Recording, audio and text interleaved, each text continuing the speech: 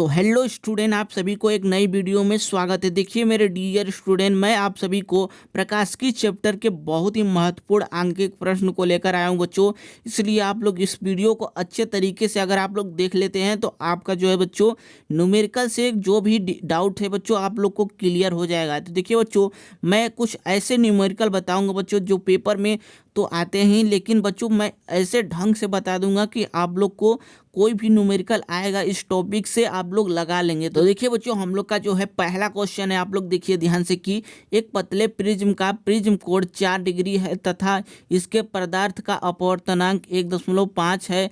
Prism द्वारा उत्पन्न अल्पतम विचलन कोण ज्ञात कीजिए। क्या करा है बच्चों की प्रिज्म द्वारा अल्पतम विचलन कोण। देखिए बच्चों, अगर आपको ऐसे क्वेश्चन हमें पूछे तो आप लोग सबसे पहले जो जो मान दिया है उसे पहले लिख लेंगे। तो देखिए बच्चों, हम लोग का क्या मान दिया है कि यहाँ पर देखिए कि पतले प्रिज्म का प्रिज्म कोण 4 डिग्री यहाँ पर लिख लेंगे। यहाँ पर लिखेंगे बच्चों प्रिज्म कोण हम लोग का 4 डिग्री है, तो इसे ए से डिनोट करते हैं बच्चों। तो ए बराबर यहाँ पर लिख देंगे 4 डिग्री। फिर आगे देखिए बच्चों, यहाँ पर दिया है कि अपवर्तनांक, यहाँ पर अपवर्तनांक दिया है बच्चों एन इक्वल टू यहाँ पर दिया है बच्चों 1.5 दिया है हम लोग का। अपवर्तनांक 1.5 हो जाएगा। तो फिर देखिए बच्चों, हम लोग को क्या करना है, हम लोग को प्रिज्म द्वारा अल्पतम विचलन कोण ज्ञात करना है। तो देखिए बच्चों, इसका सूत्र क्या होगा, बहुत ही सरल बच्चों है।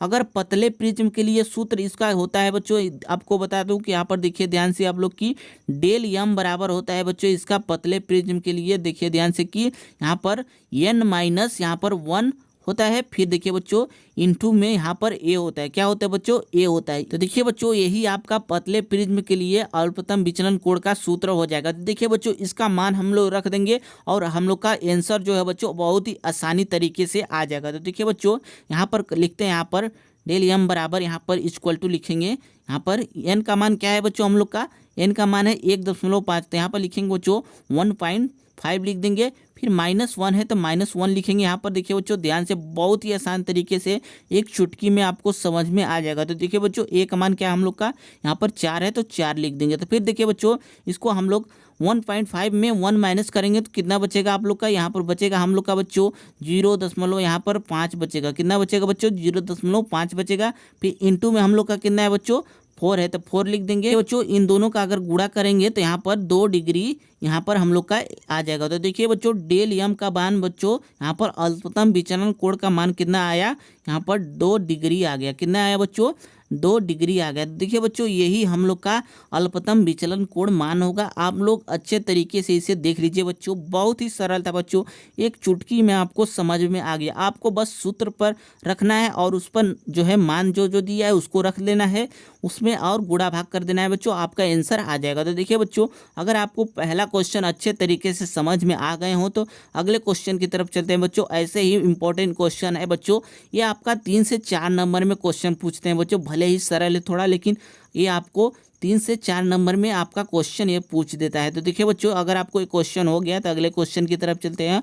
हम लोग का अगला क्वेश्चन है बच्चों, देखिए बच्चों, हम लोग का दूसरा क्वेश्चन है। यहाँ पर ध्यान से देखिए कि एक निकट दृष्टि दोष वाला व्यक्ति 30 सेमी से अधिक दूर पर वस्तु को स्पष्ट नहीं देख सकता। अनंत पर स्थित वस्तु को देखने के लिए कितनी फोकस दूरी तथा किस प्रकार के लेंस की आवश्यकता होगी। क्या करें बच्चों की, कितनी फोकस दूरी और किस प्रकार के लेंस की आवश्यकता होगी। देखिए बच्चों, बहुत ही इंपॉर्टेंट क्वेश्चन ये भी है। आप लोग को बता दूं कि बहुत ही सरल से आप लोग को समझ में आ जाएगा। तो देखिए बच्चों, यहाँ पर क्या करा है कि एक निकट दृष्टि दोष वाला व्यक्ति 30 सेमी से अधिक दूरी तक का वस्तु को स्पष्ट नहीं देख सकता। क्या करा बच्चों की 30 सेमी से अधिक दूरी पर वस्तु को स्पष्ट नहीं देख सकता। इसका मतलब कि ये हम लोग का 30 सेमी हम लोग का प्रतिबिंब हो गया।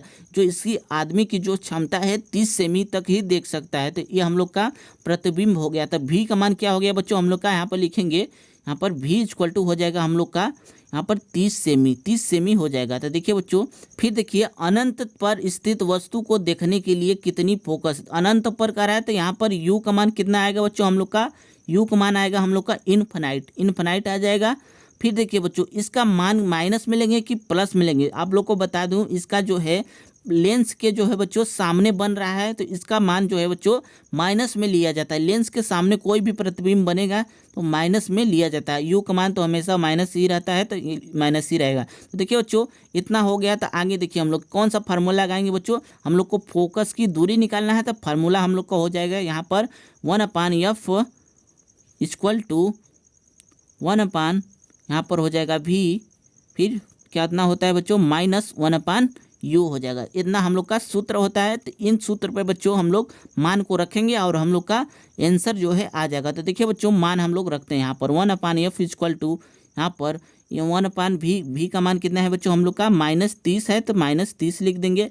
फिर देखिए बच्चों माइनस यहाँ पर भी है और माइनस इन्फिनाइट में, तो यहाँ पर माइनस माइनस प्लस हो जाएगा, तो यहाँ पर प्लस लिख देंगे, 1/इन्फिनाइट लिख देंगे। कितना लिखेंगे बच्चों 1/इन्फिनाइट। फिर आगे देखिए बच्चों 1/इन्फिनाइट का मान कितना होगा, 0 होता है बच्चों, यहाँ पर 0 हो जाएगा। तो फिर देखिए बच्चों यहाँ पर 1/f इक्वल टू होगा हम लोग का कितना बचेगा 1/ यहाँ पर -30 बच जाएगा। कितना बचेगा बच्चों -30 बच जाएगा। तो देखिए बच्चों फिर यहाँ पर निकालेंगे, यहाँ पर ध्यान से देखिए आप लोग की, यहाँ पर लिख देते हैं इसको कि इसको त्रिया गुणा करेंगे तो यहाँ पर निकलेगा हम लोग का f इक्वल टू बच्चों यहाँ पर -30 डिग्री। कितना बच्चों -30 निकलेगा। कितना निकलेगा बच्चों -30 निकलेगा सेमी में। कितना बच्चों सेमी में निकल जाएगा। देखिए बच्चों ये हम लोग का फोकस दूरी निकल के आ गया। हम लोग का आंसर भी यही है बच्चों, हम लोग का फोकस दूरी निकल के आ गया। फिर देखिए बच्चों कि किस प्रकार लेंस की आवश्यकता होगी। देखिए बच्चों माइनस में दिया है मान, तो इसका जाहिर सी बात है कि इसमें जो है अवतल लेंस लगेगा। तो यहाँ पर लिख देंगे बच्चों,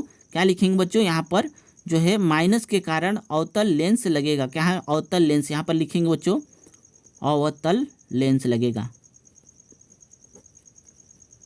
देख लीजिए बच्चों बहुत ही आसान से आप लोग को समझ में आ जाएगा। तो देखिए बच्चों अवतल लेंस लगेगा, यहाँ पर लिख देंगे।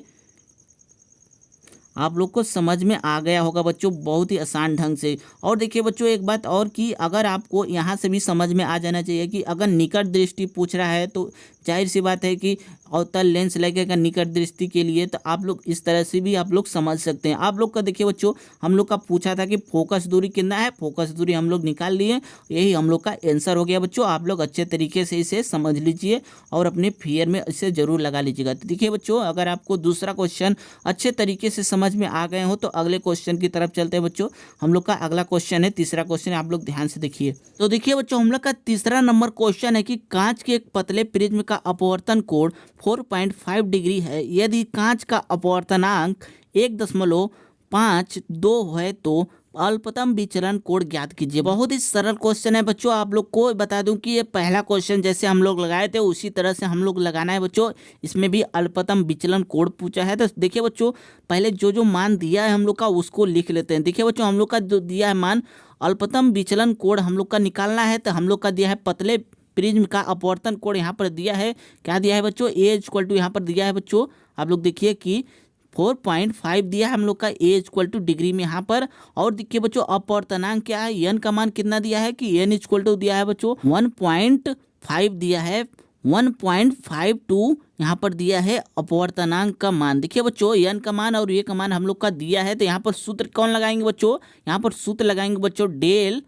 यहाँ पर ध्यान से देखिए बच्चों बहुत ही सरल क्वेश्चन है। डेल एम बराबर यहाँ पर n-1 इंटू ए लगाएंगे। यही हम लोग का पतले प्रिज्म का जो है बच्चों अपवर्तनांक का सूत्र है। तो देखिए बच्चों आगे चलते हैं, इसको लगाते हैं। इसका मान हम लोग को पहले रखेंगे। यहाँ पर देखिए कि डेल एम बराबर यहाँ पर लिखेंगे बच्चों, यहाँ पर एन का मान कितना है बच्चों, यहाँ पर लिखेंगे एन का मान कितना है कि 1 यहाँ पर लिख दीजिए बच्चों 1.52 एन का मान है बच्चों, -1 है तो 1 लिख देंगे।